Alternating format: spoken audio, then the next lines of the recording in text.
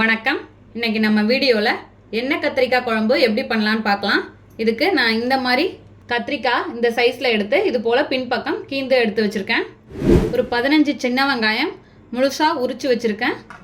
ஒரு 15 சின்ன வெங்காயம் போல் நீல வாக்கில் கட் பண்ணது, 5-6 பூண்டு பல், 1.5 டேபிள் ஸ்பூன் குழம்பு மிளகாய்த்தூள், 1 டேபிள் ஸ்பூன் தனி மிளகாய்த்தூள், 2 டேபிள் ஸ்பூன் தேங்காய் துருவியது.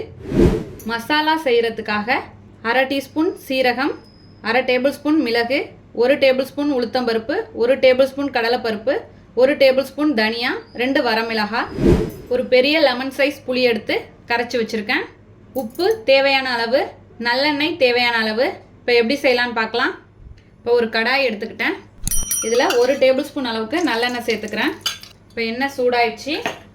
இதில் நம்மளோட மிளகு, சீரகம், உளுத்தம்பருப்பு, கடலைப்பருப்பு, தனியா, வரமிளகாய் எல்லாத்தையும் சேர்த்துடலாம்.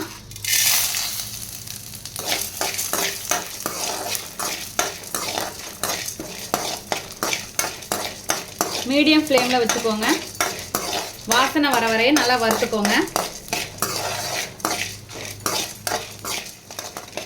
இப்போ நல்லா வறுபட்டுடுச்சு. இதோட வெங்காயம் முழுசாக உள்ளதை எடுத்துக்கிறேன். பூண்டு,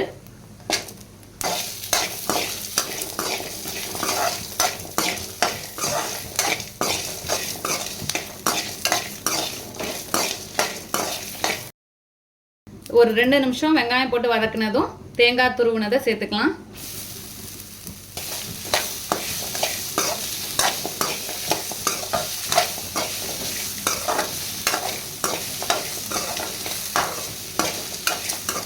இப்போ இது நல்லா வதங்கிடுச்சு.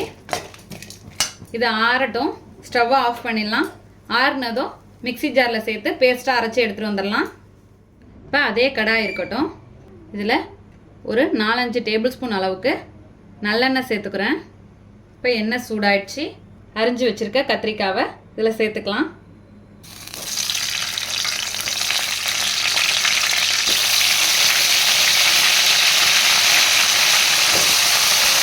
இப்போ கத்திரிக்காய் நல்லா எல்லா பக்கமும் வேகணும். அதுக்காக திருப்பி திருப்பி விட்டுக்கோங்க. இந்த கலர் சேஞ்ச் ஆகிடும். சேஞ்ச் ஆகிற வரைய வேகட்டும்.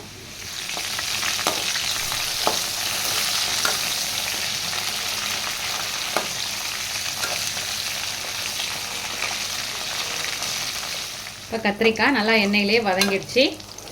இதை ஒரு பிளேட்டில் மாற்றிக்கலாம். இப்போ கலர் சேஞ்ச் ஆனது உங்களுக்கே தெரியும். இப்போ நம்மளோட வெங்காயம், பூண்டு, மசாலா எல்லாம் சேர்த்து அரைச்சி இந்த பேஸ்ட் ரெடி ஆகிடுச்சு. கத்திரிக்காயும் ரெடி ஆகிடுச்சு. இப்போ குழம்பு தாளிச்சிடலாம். நான் தாளிப்புக்கு தேவையான ஐட்டம்ஸ் சொல்ல மறந்துட்டேன். நான் வடகம் எடுத்துருக்கேன் தாளிக்கிறதுக்கு. 1/2 டீஸ்பூன் வெந்தயம், கொஞ்சமாக கருவேப்பிலை. இப்போ இந்த எண்ணெய் பேலன்ஸ் இருக்குது. இதே எண்ணெயில் தாளிச்சிடலாம். எண்ணெய் சூடாக தான் இருக்குது.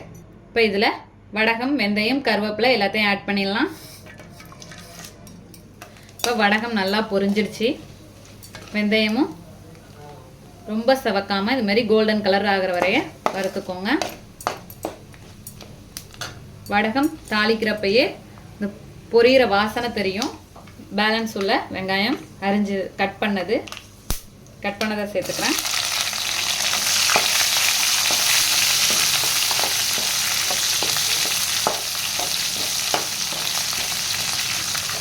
இப்போ குழம்புக்கு தேவையான அளவு உப்பு சேர்த்துக்கலாம்.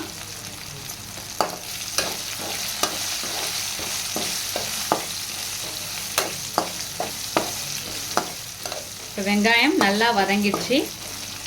இந்த ஸ்டேஜில் நம்மளோட தனி மிளகாய்த்தூள், குழம்பு மிளகாய்த்தூள்,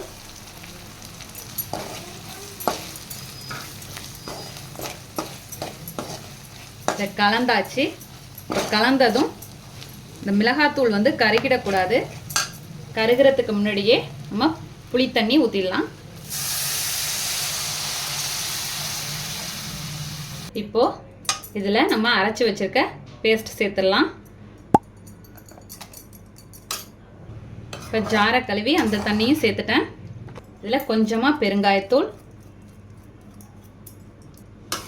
சேர்த்துட்டு நல்லா கலந்துக்கோங்க. இப்போ இது நல்லா கொதிக்கட்டும். மூடி போட்டுடலாம். ஒரு 5 மினிட்ஸ் இது மீடியம் ஃப்ளேம்லேயே இருக்கட்டும். நல்லா கொதிச்சு வரட்டும். இப்போ 5 மினிட்ஸ் ஆயிடுச்சு. ஓப்பன் பண்ணி காட்டுறேன். குழம்பு நல்லா கொதிச்சு வந்துடுச்சு. இப்போ நம்மளோட கத்திரிக்காவை சேர்த்துடலாம்.